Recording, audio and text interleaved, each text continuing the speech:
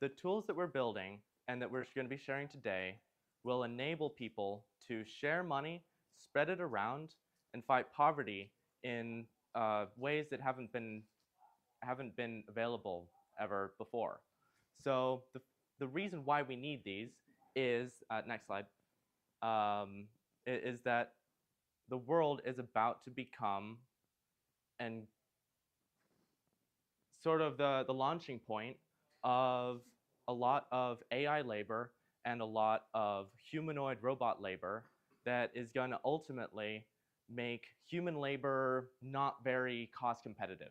We're not going to be able to compete against the robots. We're not going to be able to compete against AI in terms of cognitive or labor tasks over the coming decade. And therefore, we're going to need a new way for people to get money. Because if income is only derived via human labor work that's valuable to the economy, then when human labor isn't so valuable to the economy, we need a new way for people to get some money and therefore be able to participate in the economy. But it's not necessarily bad. Instead of a world where people lose their jobs and fall into poverty and insecurity, we can instead build a world where everybody has financial resources, where everybody has a little bit of power so that they can participate in that economy, use AI, use robots for their benefit, and come along for the ride, so to speak. And so we're building two different architectures, one that is bottom up and one that's top down. But to start off with, we have selected a bottom up architecture where we focus first on people in most extreme need. And to do that, we are leveraging universal basic income. Next slide. So what is UBI? Let's break it down into the words. Universal means every single person in a geographic area gets financial assistance. Whether it's a block or a zip code or a city, every single person in that geographic area gets the same amount of money every month or every week in a recurring, consistent basis. The basic part of UBI, it means that it's a floor. And so it changes the way that our economy is structured such that income for the entire society no longer starts at zero. Income starts at $100 a month or $200 a month or $1,000 a month. The amount doesn't really matter because there's a profound difference in an economy where nobody has resources by default and an economy where people have resources by default and they're able to participate regardless of what their job situation is or what their life situation is. And so our first focus is this bottom-up approach where we're helping people in extreme poverty. Next slide. And so to be tackling extreme poverty with this universal approach, we need locations where every single person there is in extreme need. And that's pretty much what a homeless shelter is. Every person who lives there is in extreme need, and by providing a financial baseline for that community, we can turbocharge their route out of homelessness. And we've seen this consistently. Next slide.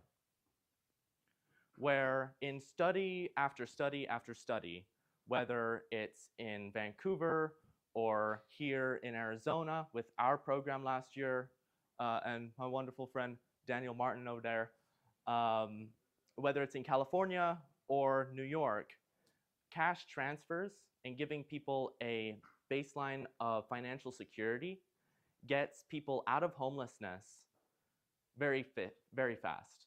All of the experiments have seemed to get the majority, about 2/3 of randomly selected homeless participants out of homelessness within 6 months.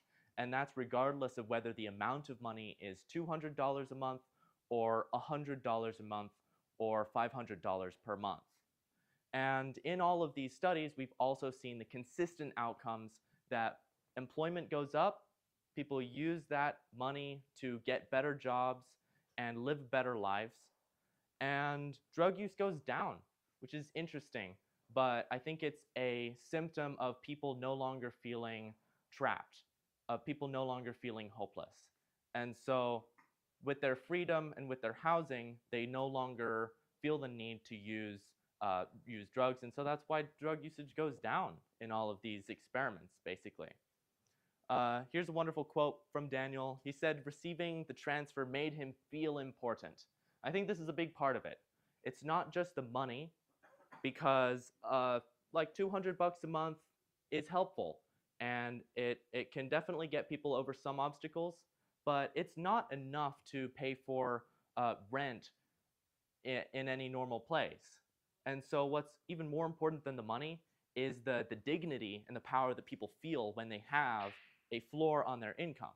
And so it made him feel important, like a silent cheering squad in his mind.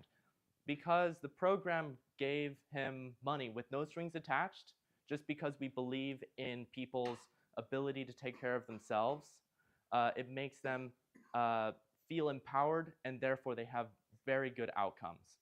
And so you can start with one person or 50 people, but ultimately we want to scale to the size of homelessness in Arizona and across America, where we spend, next slide, where we spend so much money on fighting homelessness. In Arizona, it's $1 billion a year. And our program, if we scaled it up, last year we gave $200 per month for 6 months to people experiencing homelessness. It's $1,200 per person, and there's 15,000 homeless people in Arizona, give or take. You can do the math. It equates to somewhere around $20 million that it would cost us to expand this program to the entire scale of homelessness in Arizona and cut it in half, if not 2/3. We cut a problem in half for $20 million that is costing us $1 billion a year. That just goes to show how powerful cash is. It is a fundamentally different beast than any other type of philanthropy or charity that has been common up until now. And next slide. And so we've got two architectures. I've been explaining the bottom up, the saturation approach, where we first start with homeless shelters and specific locations with high poverty, but from then we will expand outwards. And then there's another model, which is a membership model, where we can sign up to support each other with universal basic income and proliferate it in that direction. And so for the first one, we have a bit of an infinite money glitch, next slide, which is Arizona's qualified charitable organization tax credit. And this basically allows any tax-paying resident of Arizona to donate up to $495 to the Logical Foundation and receive up to $495 off of your state income tax every year. And so it's one-to-one, it's free money, and it just goes to our highly effective program instead of the general state fund that goes to wherever it goes. And so there's a pretty direct three-step process here. People will pledge to use their charitable tax credit if they can. If they have state income tax and if they're able to use it, then they will use it to give that free money that doesn't cost them anything, give that to us so that we can deploy our programs and expand UBI. Second step is when you are doing your taxes, everybody does their taxes at a different time. So people will tell us when they generally do their taxes, and we'll reach out to them to figure out, how much state income tax they're going to have. If it's less than $495, they can donate $200 and get, say, $200 off your state income tax. So basically, we will facilitate the donation to make sure that everybody doesn't give too much and then they lose out. But also, if people make more in some years than other years, they can carry forward the tax credit such that you can donate $495 this year, and you can get it back next year if you make a whole lot of money and pay a lot of income taxes. You can carry it forward up to 5 years. And so the instructions are on our website, and we will go to people and help them do their taxes right. So the third step is pretty straightforward. You got to do your taxes, unfortunately. It is what it is. The other approach is a membership approach. Next slide. And so we want to work with a wonderful company called Commingle that has been built by some friends of mine, Scott Santens, Conrad Shaw, and a couple of others, amazing people. They have been building a financial architecture where people can, everybody in this community, and they've got 10,000 people that want to join, they will share, they'll put aside 7% of their income. Everybody in the community, every week. So on a weekly basis, all of the income gets put into a ball and then equally redistributed to every person in the community. So it's universal to all of the people who have signed up for the membership. It's not universal in terms of geography. So our approach with homelessness is geographic and expanding from, say, a shelter to a block, to a zip code, to a city. This approach, and both of them should be pursued at the same time, this approach is that communities can support each other, and then more people join the membership community of Commingle, and ultimately the two kind of meet in the middle, where ultimately everybody gets a universal basic income. And so with Commingle, the numbers here explain it pretty well. If you are making a lot of money on a given week, then you might the amount of money will be transacted out of your bank account, a small amount like 4.5%, for example. But if you're making very little money, your income, the amount of money that you're making, goes up a lot. And so nobody in this community ever goes a week without any money. Everybody always has a little bit of stability. And for the people who are making a lot of money, they can barely notice. 4%, 3%, it's not a super noticeable amount, and yet that totally transforms the lives of people who have nothing at all. And so, next slide.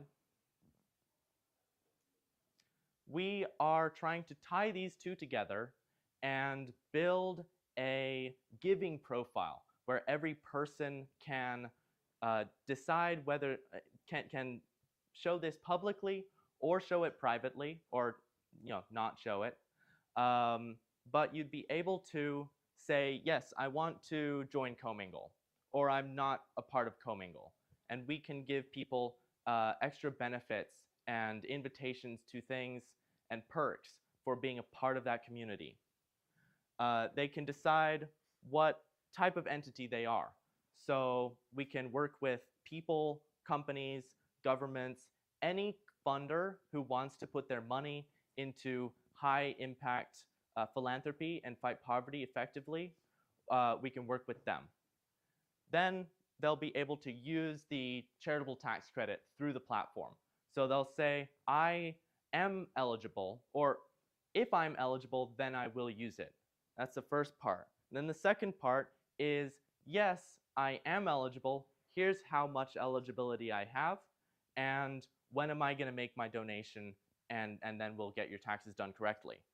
And so in this case, for me, this is kind of mine. I would make my donation on December 25th, although I might make it a bit earlier. People will also be able to pick the geography that they want their money to ultimately go towards. So on top of this tax credit money, people will be able to make regular charitable donations, and we will pick a geographic area, whether it's a city or a state, and everybody will be able to determine their own giving area, whether they want to have their money evenly spread across every person in Tucson or Phoenix, or across the state of Arizona, or across some other state, maybe eventually even across different countries. And so people would be able to pick the area that they want to support, because most people care mostly about helping the people in their community. And then they'd be able to make a type of giving pledge. And so the idea of a giving pledge has been around for a while. Bill Gates invented it a couple decades ago and popularized the idea of the wealthiest people sharing half or all of their money by the time that they die. And I think that we need a 21st century, more direct and modern version of this that funnels directly into universal basic income. And I think everybody can make a pledge of their own. If somebody doesn't say, oh, I want to make these donations when I die, instead of that, it would be, I want to make a 1% donation of my net worth. And that's personally what I think I would do. I would do about 2% of my net worth, my overall wealth, and I can put that into UBI on an annual basis every year. And so it's a consistent way to spread wealth around to make sure that everybody in the community has a floor. And every person can decide what kind of pledge that they want to have, if they want to have one at all. So people can participate in that. They can participate in the tax credit or commingle. You have lots of options, and all of these options are infinitely better than the current landscape of 80+ welfare programs that have a lot of paperwork and complicated stuff. And it's better than the thousands, tens of thousands of charities that do vaguely disconnected things and doesn't seem to solve the problem in a lot of areas overall. And so, next slide. And so we come to the end of the presentation, and we ask that you watching this, if you found it compelling, go to our page, givebutter.com/UBI or thelogicalfoundation.org, and make a donation. If you are eligible for Arizona's Qualified Charitable Organization Tax Credit, then you can donate $495 if you're a person. You can donate $987 if you are a married couple filing jointly. In addition to that, you can go to commingle.us and join their list to be a part of their community when it launches. And then, most excitingly, if you live in Arizona, you can join us to celebrate the launch of these architectures next Wednesday, December 10th, in downtown Scottsdale at Whiskey Row. From 6 to 9 p.m., we're going to be doing a party to end poverty. And it's not just going to be a party to end poverty, it's going to be a party post-poverty, a party without poverty. The idea being that we have $800 that we're going to spend on food and drinks, and everybody who comes in and everybody who supports universal basic income in any way, and that can be by using your tax credit or sharing on social media or volunteering or helping us host an event, all sorts of things, you'd be able to come and participate in an evening where a bar has an abundance of delicious food and drinks, and we can sort of get a taste of a post-poverty abundant future, at least for a few hours, because our ultimate goal is to make that a reality everywhere.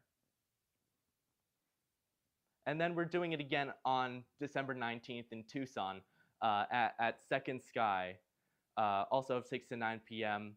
And we're going to be giving food and drinks, and it'll be amazing. Thank you all so much. and we're going to go to a Q&A session now.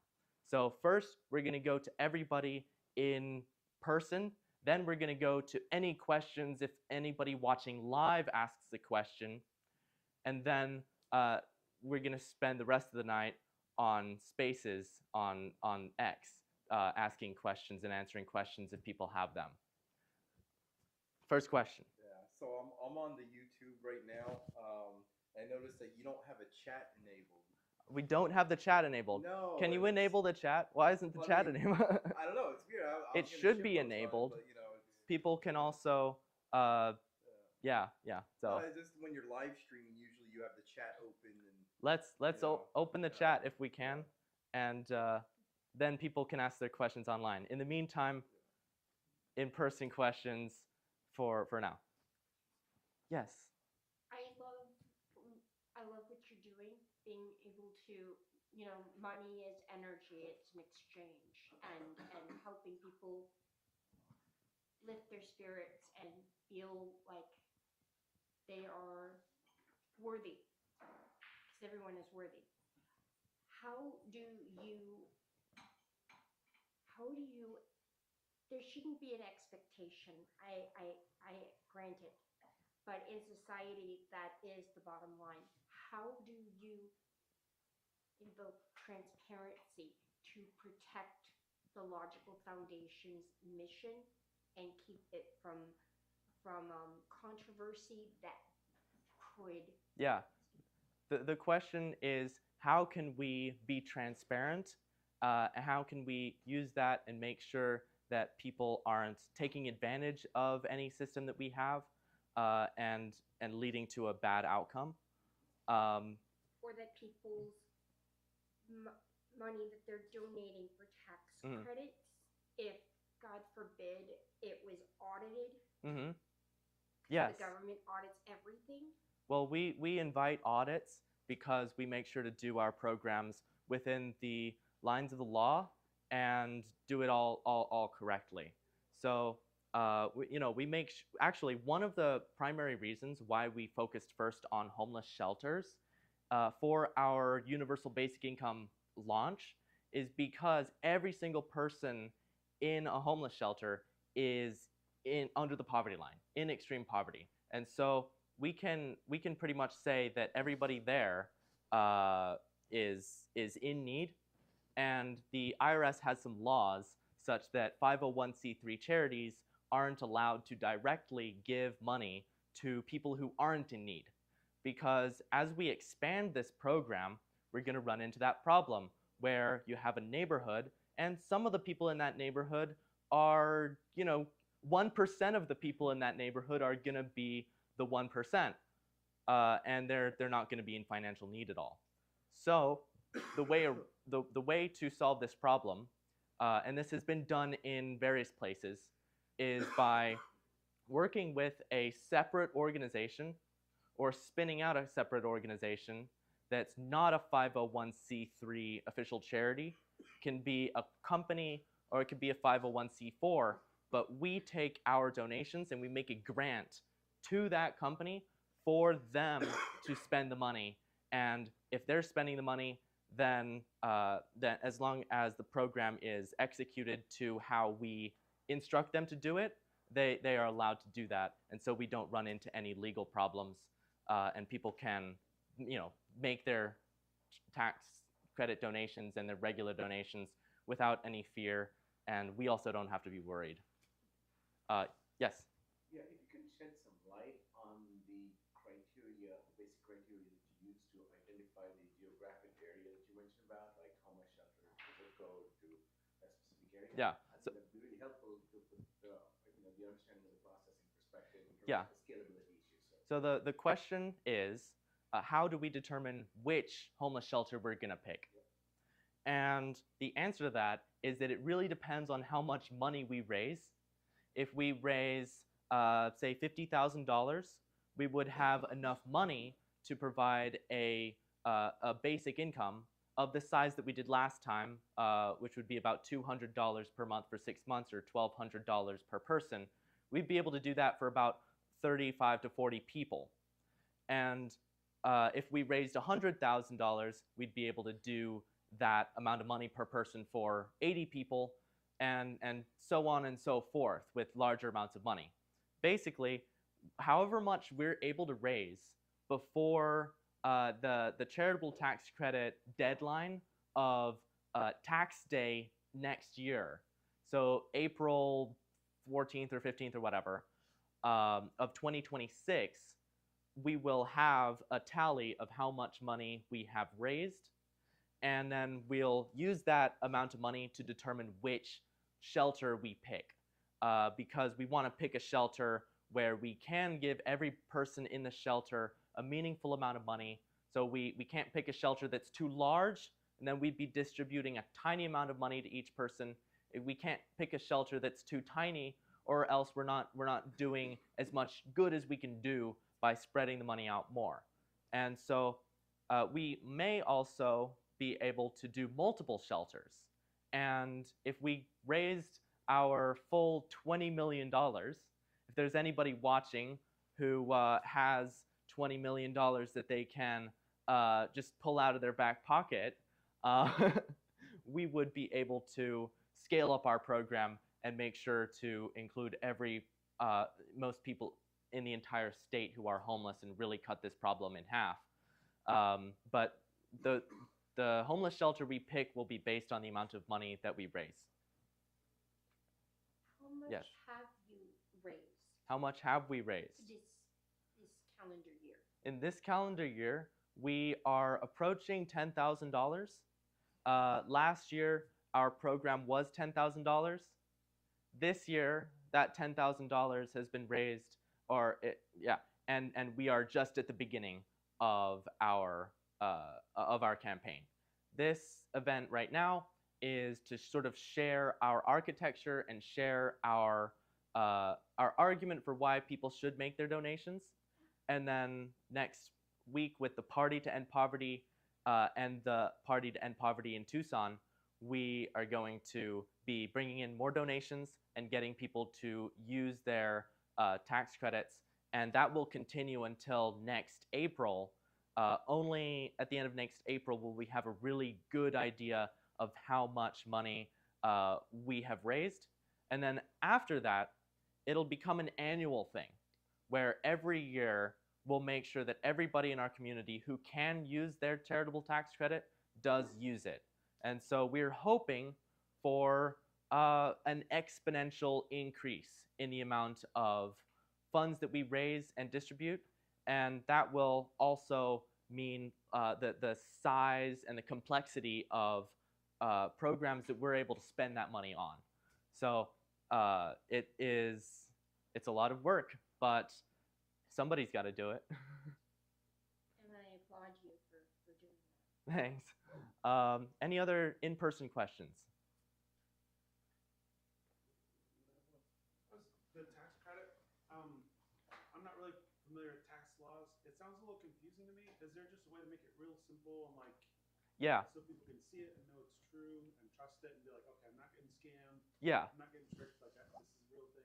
Yeah. Basically, there's a form on your taxes, and actually, we could move back the slideshow a couple spots. Bum, bum, bum, and right here, and it's Form 321 on your tax filing. If you're an Arizona taxpayer, you take that form while you're doing your taxes, and you fill in the line that says, "This is the amount that I have donated to a qualifying charitable organization." And then you can use our code, and our code is 22852. So on that tax form, you fill out our code 22852. That's how the government knows your money is going to the Logical Foundation. And then you'll fill out how much you donated, if it's $495 or $987 if you're married filing jointly, or if it's some lower amount depending on how much your income is and how much your tax liability is. And there are also other charitable tax credits that you can stack it with if you have a lot of income for education and some other areas. But basically, it's those two tax forms, and then we make sure that when you're doing your taxes, you know to fill out the correct things so that you get your money back. So simplified, if you work and you have to pay taxes and you're not on disability, or you have a job, Mm-hmm. and you're self-employed, Yeah. and you have a business and you have to pay taxes, Yes. then you can write off your business expenses, and when you owe lovely US of A money, you can donate to you guys, and then when tax season comes on, and you write off your business expenses and your other things, you can say that and they hit you up for taxes. You can say the Logical Foundation, I donated $500 to $495 this year, in cumulatively, even volunteering or something, potentially. Not volunteering, but any monetary donations Yeah. up to $495. It's pretty straightforward. Yeah. And it's not federal tax. It's not federal income tax. It's state income tax. Arizona state income tax is 2.5% of your income. And so for every dollar of income that you're making in Arizona and paying taxes on, you're going to be getting you can donate $2.50 of that to us instead of having that $2.50 go to the state general fund. What happens if you're tax exempt? If you're tax exempt and you're not going to be paying taxes, then you don't have any tax liability and you won't be able to get any money back. Because if you don't owe any taxes, you can't get any taxes back. That's why we want to make sure that people who can donate do donate up to the amount that they are able to. And we want to make sure that people don't donate more and then come to us and say, hey, why didn't I get my money back? And then we've got to explain it to them, and nobody's happy about that. So we want to make sure the process is well organized. Are there any online questions? No? Okay. I got a question. I mean, along with what he said, why don't you just have like a form or something I can give my CPA while doing taxes? Why don't we have a form that we can give your CPA? That will say like you know, Yeah. put this in this box, the form 321 and 301. Link you to this. Yeah, no, we can absolutely. Yeah, and every tax person in Arizona is quite definitely familiar with this tax credit. And so all you've got to do is tell them that you're using the tax credit, and then they'll make sure to do your taxes correctly. And we can also send you we can also send you some information to send to them for our code specifically to make sure that they do it correctly. However you do your taxes. Although personally, I do my taxes myself using free tax filing software. There's a couple of them, and you can actually save a lot of money by doing your taxes for free. It might be advisable to Google that specific tax form, and then you'll get it'll pop up the HTTPS web, and then you copy that link and you put it on your website. Yeah. Click on that so that when people want to do that, to submit the tax forms, they have underneath there, and then on the website they click on that and they go straight to that tax form so they can print it out. Yeah, that's a great idea. Levels it up. You can even do a QR code for it. Definitely. We're going to have our website set up so that it's really easy to use your tax credit. Are there any questions other than tax credit questions about general UBI or some of our programs? Because there's really interesting ideas. Yes. Yeah, you know, I guess one of the criticisms of this program is just handing out cash, and it's just like, you know, how much is it? Because I know some very lazy people. Yeah. That really don't want to work. And instead of doing this, have you thought of doing something that's like a community work exchange program where maybe you could do some side gigs in the community to make a few bucks helping other people out, or money for the question is, know. what about the lazy people? Yeah, And I mean, you know, what about incentives? yeah, Yeah, and just, how it feels like this yeah. is, you're rewarding laziness. Well, we're not rewarding laziness. What we're doing is giving every person a baseline, and then occasionally some people are going to be lazy. Yeah. That's how the world works. But it's a small fraction of society. Yeah, And so I know a few of them. you can, I mean, all of us know a few people who are really irresponsible with their money or with other things. But if you take a general sampling of the population and you've got a whole crowd full of people, they, and then you're deciding, okay, we've got a certain amount of money and we want to help everybody in this crowd. It costs so much to figure out and try to discern who is like the lazy ones that we shouldn't help, that it really doesn't make any sense. And it also creates paperwork and creates problems for all of the rest of the people. So in order to cater to an idea that you can't help a couple of people, then you kind of screw over the rest of the population. And it makes the program far less effective. And you're saying that $200 went to 10 different people? 6 different people. 6 different people. $1,200 total per person. $1,200 per over the year. Over the course of 6 months. 6 months. Yeah. How does that equate to legitimate data that these people that are being gifted this money from the people who are donating are not homeless or are getting a job or are not just squatting? And the question is, how are we measuring the outcomes of the people in our program? $200 is not a lot of money. Exactly. $200 is not a lot of money, but to someone who's got zero money at all, who is broke, basically, there's actually a really big difference. Maybe not financially, because $200 still isn't going to allow you to buy, pay for a month of rent.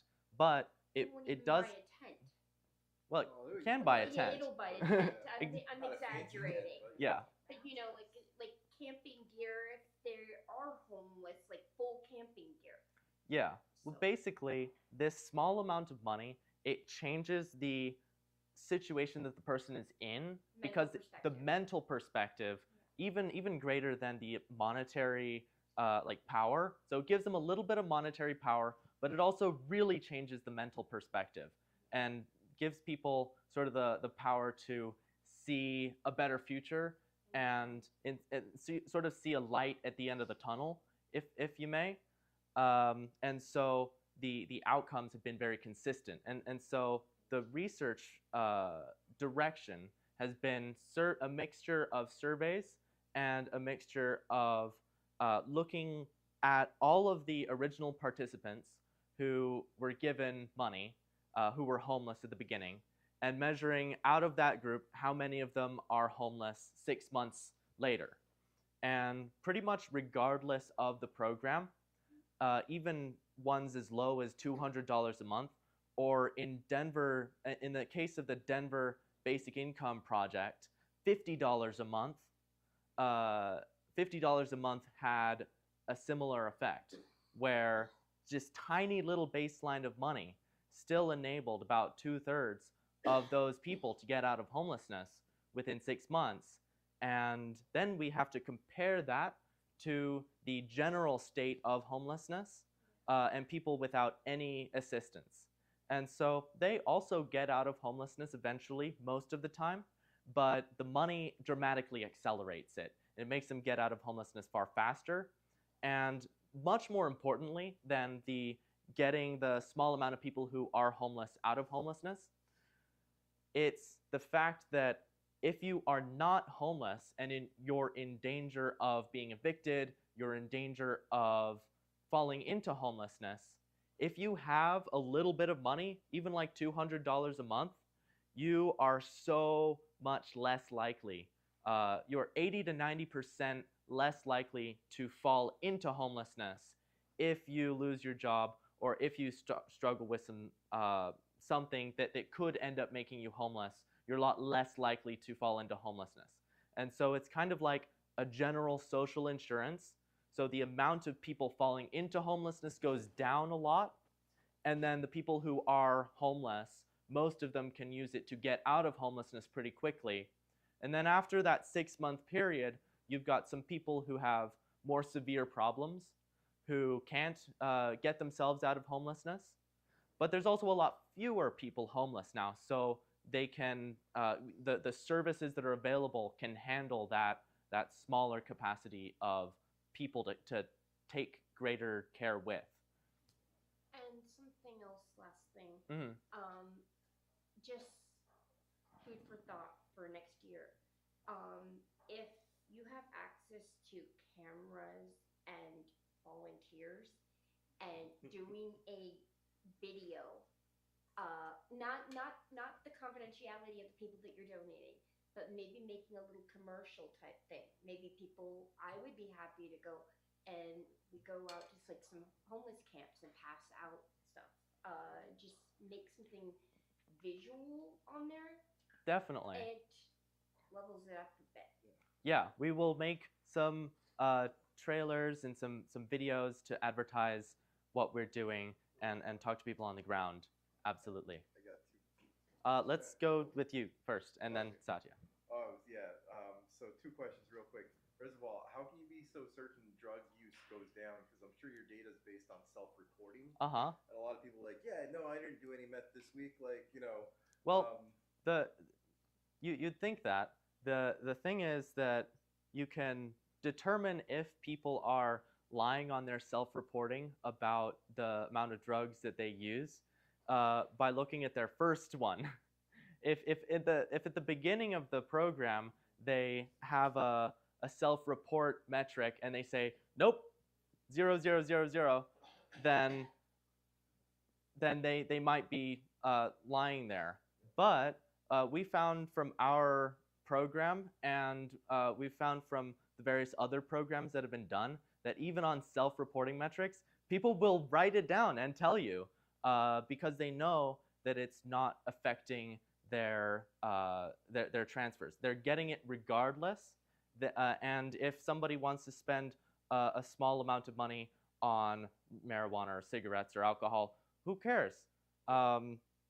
But basically, if in the beginning they're already reporting a non-zero amount, then they're probably not lying about it. And then at the end, they'll report a different amount, and so you can compare those 2 amounts. But if the first amount is 0, then maybe they were worried, and so they're like, yeah. And then I got one last question. Have you thought of like to get more like popularity or whatever, do something like Mr. Beast does or something like maybe like a competition or something, get like a viral video going on between different, you know, homeless people to get a UBI thing or something? I don't know. Yeah. Let me make a direct appeal to Mr. Beast himself. Mr. Beast, if you're watching this, this is an opportunity where you can spend not all that much money, to be honest. I've seen you do programs with $20 million or $10 million.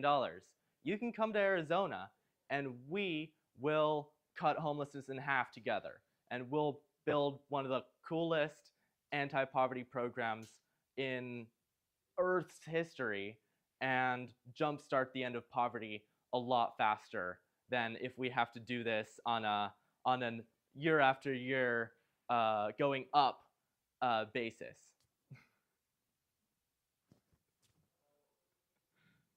How's the video coming along?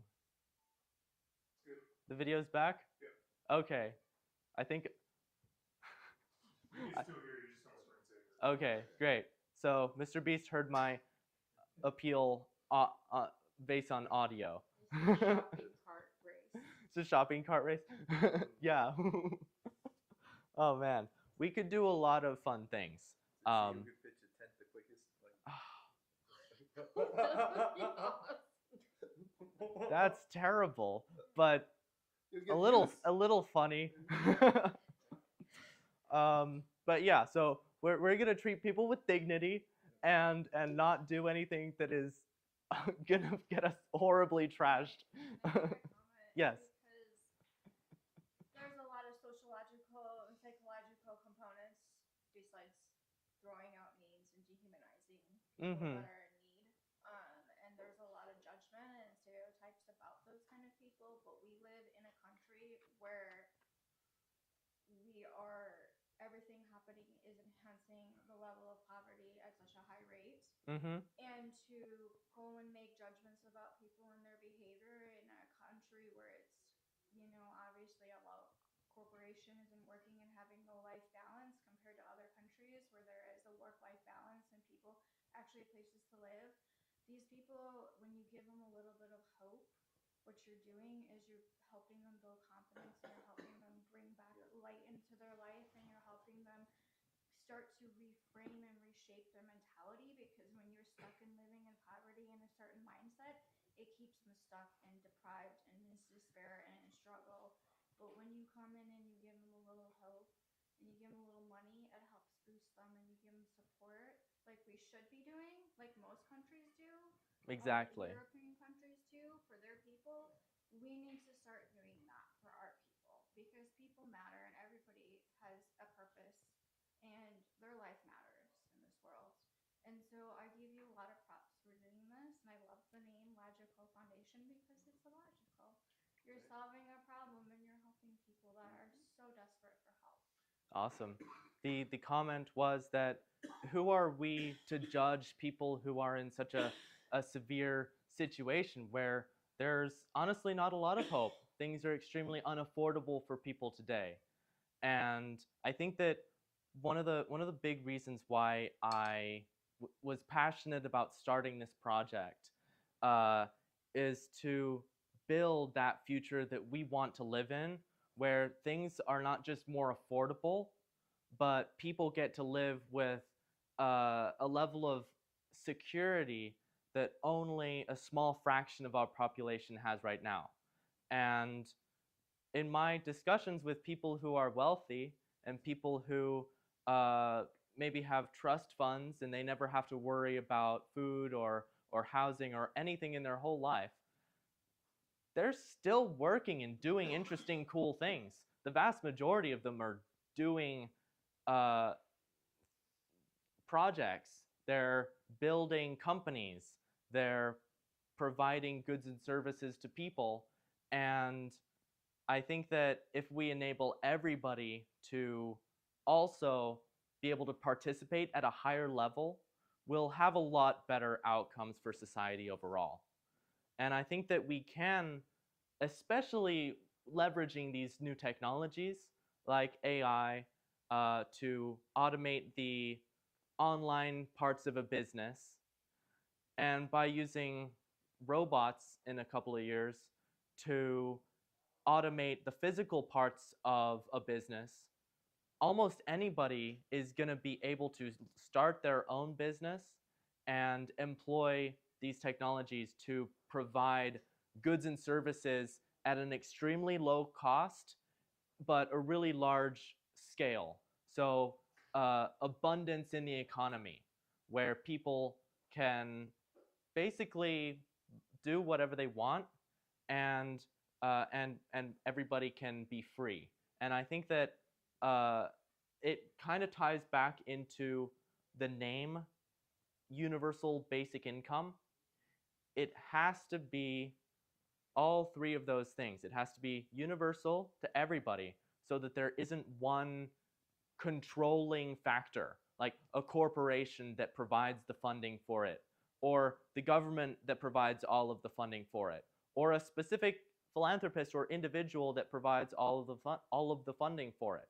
It has to be robust. We have to have multiple sources of funders so that they cannot decide, oh, we like providing universal basic income, but we don't want to give money to people who vote differently than us, or to people who have a different skin color or stuff like that.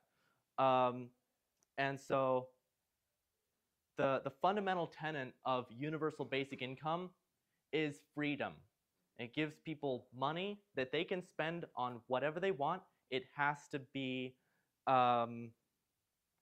transferable to cash, transferable to any currency. It can't be a voucher. And so people can use it on whatever they need. And it gives people real freedom. Otherwise, it's not universal basic income. It's just some sort of BS, to be honest. Are there any other questions?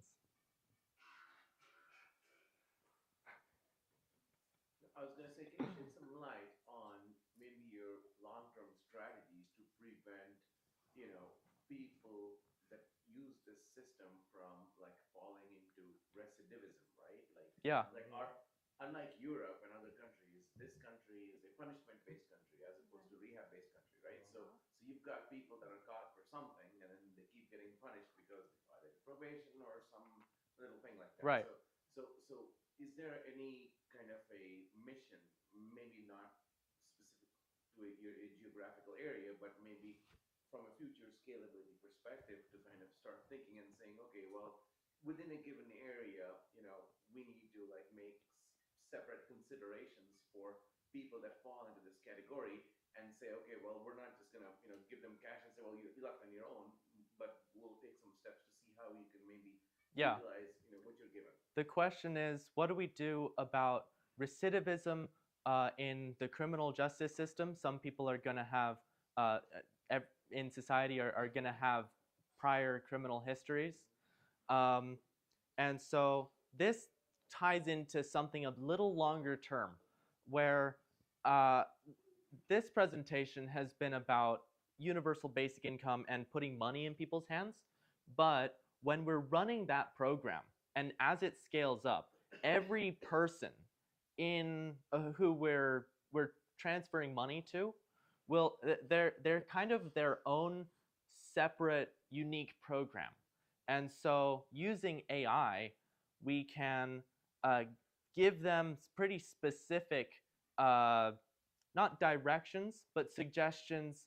And if they want to participate, they can opt out, of course. But if they want to participate, we can leverage an AI assistant to help them overcome their specific obstacles and really sort of turbocharge their life. And on the specific note of recidivism, there are a couple of amazing programs that have been done, experiments with people who have gotten out of prison, and the recidivism rate when people have a little bit of financial security.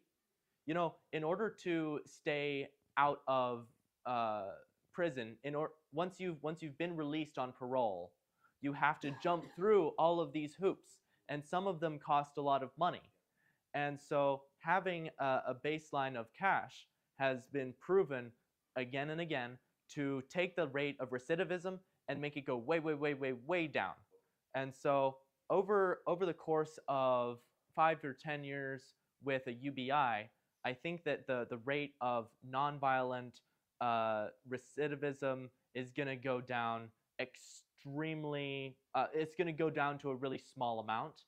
But then, of course, people who are violent and they are out there, they need to be locked up. Like, they can't be in society, and that's the reality of the situation.